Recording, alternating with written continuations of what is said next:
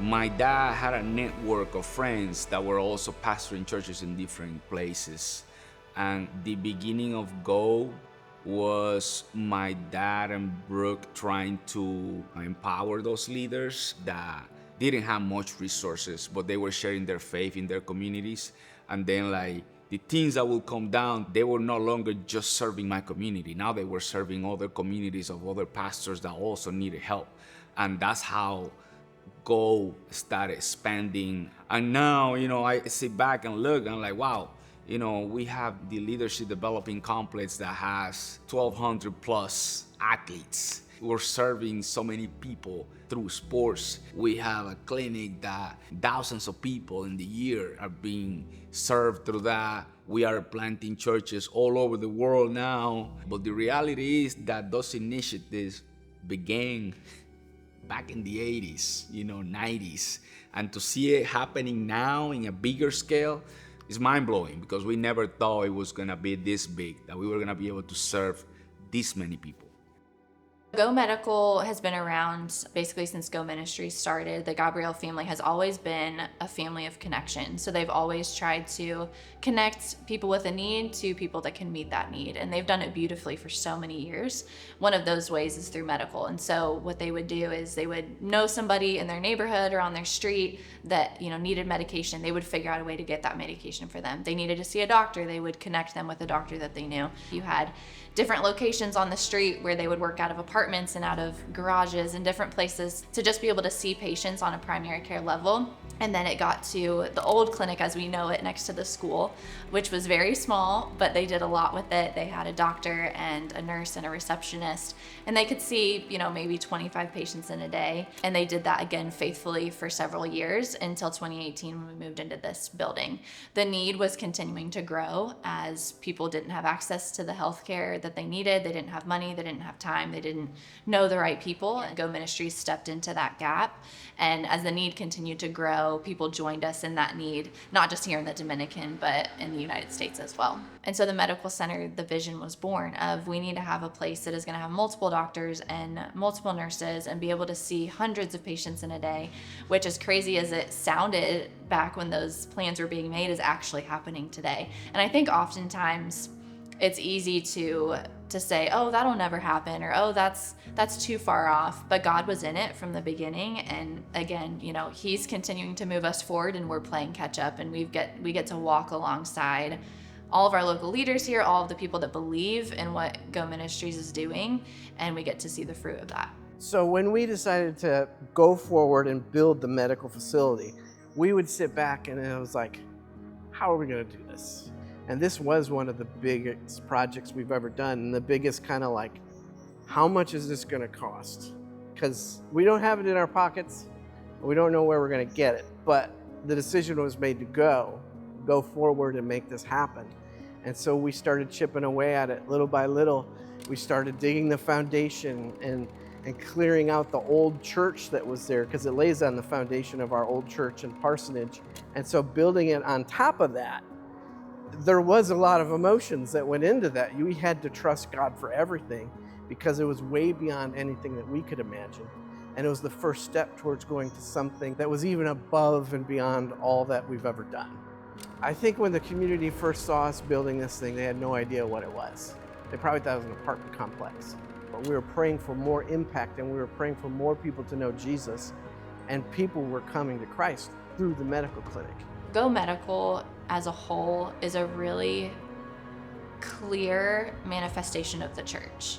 Within GO Ministries, we have church planting and we have sports, but medical is so practical and it's so tangible that people can really feel the church in action. But I think when you think about the community of Oila Caimedo and the people that come here, they feel known, they feel seen, they feel loved. So the impact that once began thinking about people in our neighborhood, let's do something to serve them, now is doing that with multiple communities. Usually the church in the Dominican is, hey, we do a medical clinic, we give you the medicine, hey, I expect you to come Sunday morning at 10 a.m. is my service. But we try to preach through our actions and just use that as a relationship builder. Now, when that time comes for me to share my faith with you, your heart is more receptive to what I have to say. So back then, Gabriel would do things like he'd go to the basketball court and put on his short pants and play with the kids, which was the wrong uniform. You don't do that. That's undignified. Pastors are supposed to look a certain way and act a certain way. But Gabriel, he couldn't live with that. He had to do whatever it took to get those kids to know Jesus. And that's the way he functioned in everything. And so our church was just a little different. That motivated many people to want to do the same, which created a multiplication in what Gabriel was teaching. So the Central Church, our seminary began in this building. And one of the key pieces of what we would train the new pastors and leaders was something called Incarnational ministry. And he focused on how God became flesh in Jesus to become one with the community. There's a temptation if you are a leader to kind of hold on to your power. It takes a very strong, spirit-driven person to then spread it out amongst everybody and to empower other people to build that stage for someone else to stand on. And so we would joke about it. If you got baptized in Gabriel's church, you might be doing communion the next Sunday. He's going to put you out there. The Christianity that we have heard before learning about Incarnational Ministries was, you need to be different because you're a child of God. You need to be set apart. And a lot of people took the idea of being set apart. It's like, create your own bubble, don't mingle with the world, because they're not believers.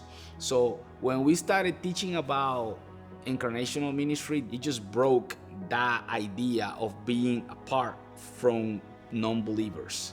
It showed us the idea of look what Jesus did. He was amongst the people. It doesn't mean that you have to do what the people do, but you have to be with them in order to serve them well. What if we go out into the community and we identify needs in the community and the church begins to meet those needs? And so everywhere you go, you see the footprints of the church. There is an event at church, at the church building, every day of the week. So there is an expectation of being in the building 24/7. And I think that for us, that changed when we got the seminary, when we started learning about the Bible and studying Jesus' life. We're like, what are we doing? We cannot be effective being inside a little bubble. When Jesus says, go out and make disciples, he doesn't say, hey, pastors, worship leaders. He says, go out and make disciples. That's a command to everybody. So the pastor's job, just like Ephesians says it, is to train the saints so the saints can go out and do the work. And we're all doing the work together. The model that we have in our country was to plant a church was to build a building. And then you build a building in a community, you find a guy that walks and talks and acts like a pastor, you're like, hey, you got the key, fill it up, this is your church. That was the model.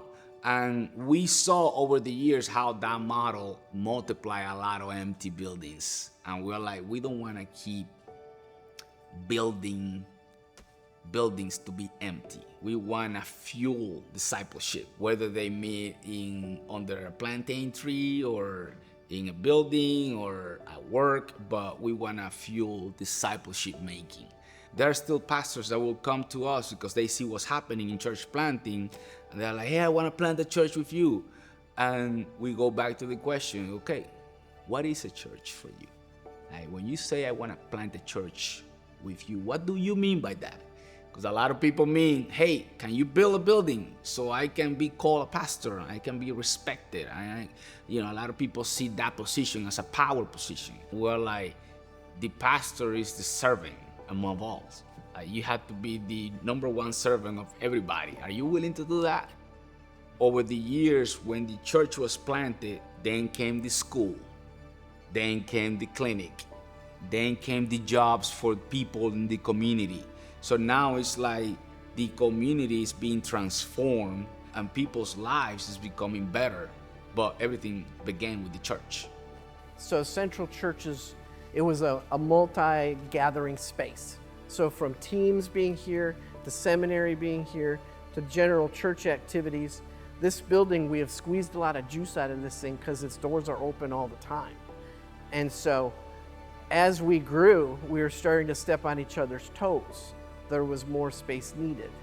And so we've been able to grow until the LDC, the Leadership Development Complex. We've been able to then begin small in those places and watch them grow till we need more space. And so once again, this became a sending ground, not only for church planting, but global church planting as well. And all of the other activities that have happened here, they began here, and now they're growing and becoming their own animal in different places.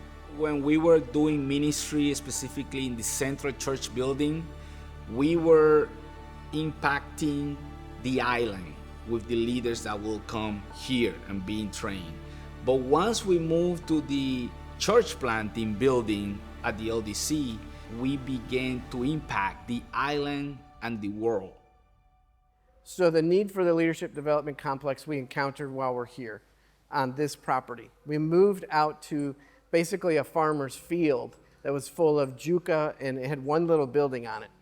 And so we roll out there and we start praying. I don't know any other piece of land that's been prayed over more by multiple people from multiple countries, from multiple states. We have prayed over that soil so much. And there was some fear and trembling that goes into it, but it was different. We knew that God would come and He would bless this thing. There were so many times that we would ask God to give us a home run. Give us that big check, give us that big movement that we could just kind of go, oh, the pressure's off. But He didn't give us this gigantic ocean of funding or this gigantic swimming pool. He gave us just this puddle. And we would say, God, do we have enough? And He goes, look at the water in that puddle. Look what I gave you. And that puddle has never dried up. And so God wants us to do this, but then He sits back and He goes, I don't want to give you the home run because you might stop asking me for it. I want to be in line with you step by step, every part of this, because you will always have what you need. There was some days when if we didn't get any more money, we can work for 2 months, but after 2 months, we got to stop because we don't have any more money, and we've never had to stop. The impact that sports ministry is having in our island with the LDC is huge. A lot of these kids don't go to a church. They spend more time with our coaches than with their family members, some of them. So it became a priority to us to disciple our coaches. The way I personally look at our coaches is these are youth pastors. So the kids are spending a lot of time with their youth pastors. There aren't school sports. There aren't a lot of YMCAs or community centers where you can sign your 3, 4, 5-year-old to go run around and play soccer, or your 10-year-old to learn about basketball. These opportunities that we're used to in the US, you can find them here, but you either have to have money or be lucky. And what we're able to do by creating some of these opportunities is use sports as a tool. There's a passion for being Dominican, for following Dominican athletes. And so these kids, they grow up with these dreams, watching these other professionals or neighborhood pros, and they don't get a ton of opportunity to play themselves.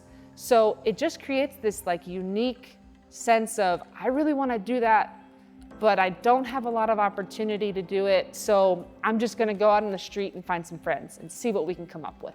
But I remember my first trip to the Dominican Republic in 2004, and I saw kids wandering everywhere in packs. And I remember asking some of the local leaders we worked with, some of the missionaries, I just said, where are they going?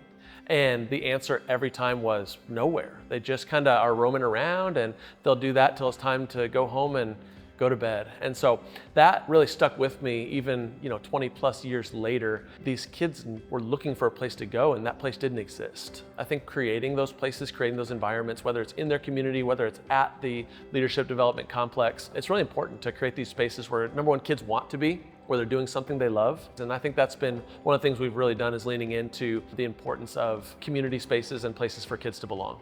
We've been here long enough and have enough roots that we've been able to create our own sports culture.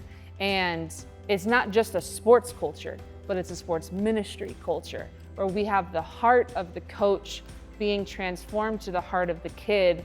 And we want that heart to be full of the gospel, to be full of opportunities for that kid to know Jesus, because he messed up on the field and his coach walked him through the fact that that mess up, that lost in the game, isn't the end of the world, because there's more to the world than just sports. But we can so often put our identity into the things that we do. And for these kids, what do? They play sports. And I think we can all relate to that. We put our identity into what we do, but we don't want it to stay there. We want sports to be an avenue where they can grow in their identity as a player, but ultimately as a child of God. The way that GO Ministries is different with baseball is that we want to show these kids that first and foremost, we want them. We don't want their talent, we don't want their money, we don't want a percentage, we don't want any of that stuff, we just want them. And we've done it with what we have. We started on a rented softball field with 30 kids, and we grew and we started different fields out here, and now we have 4 full practice fields, and we have over 300 kids in our baseball academy. So to be able to provide that different environment where we put the kid first, we put his family first, as opposed to putting our interests in front of them, it changes things. And it's something that they feel and that they know that when they step on that field, the coach sees them, he's genuinely excited to see the kid. The way that we started volleyball was unconventional, because we had lots of girls, but we didn't have the space yet. So what did? We threw them in the corner of the baseball/soccer field and drew some lines in the grass and put up a net that would never stay straight and created an opportunity for girls to come. But the day that we opened up these courts where I'm sitting right now, you see that immediate growth and desire to just be a part of what's going on here. Year after year, semester after semester, those numbers have grown. And each of those numbers is a story. Each of those numbers is a life of a kid. And we're so grateful to be able to open up these opportunities for these kids to experience that transformation. So during COVID, ministry changed overnight, in that you went from being able to do all this ministry to absolutely pretty much nothing. I remember there was a curfew that you have to be home by 5 o'clock. Everybody had to be home at 5 o'clock. Nobody in the street. That was like a shocking thing for us. While we were going through COVID, we couldn't have any mission groups come down. We didn't have any teams. Whew, that was going to be a big year. I think we had 120 ready to go. And that would have been the biggest year we've ever had. The passion that our teams would bring, it would go into all of us. We needed that extra energy. And the way the pastors in the local church works with teams, that's again like a tool in their toolbox. When teams are here, they help us multiply the effect that we have in the communities. Because it's not 1 or 3 people doing the work, now it's 20, 13, 50. I didn't realize how much we were missing until our teams came back. I didn't realize how much opportunity there is out there until I experienced it again. And as soon as our team started again, man, the opportunities for mutual transformation, they were coming out of the woodworks everywhere. More churches began. More lives were transformed. We had more baptisms in GO Sports than ever before. Mutual transformation is the process of someone coming to serve someone and then also receiving something in return. So as an American comes here, they come to serve, but they walk away saying, I felt more served than I was actually serving. I came to teach, but I've learned more than I feel like I've taught. For us to move out of the island, the right culture, the right structure for church planting had to be in place, because we want to make sure that wherever we move, we carry the same DNA of making disciples. I see that happening in Colombia. I see the same thing happening in Argentina, the same thing happening in Mexico. They are disciple making first. Jesus is the end game. If it's not about Jesus, we're just playing patty cake. So how do we get this place, this country, and this world to turn their face to Christ? How do we do that, and what are we doing now to make that happen?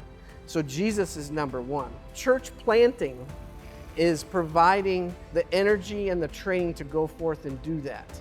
Seminary is giving foundational tools and how to be that worker.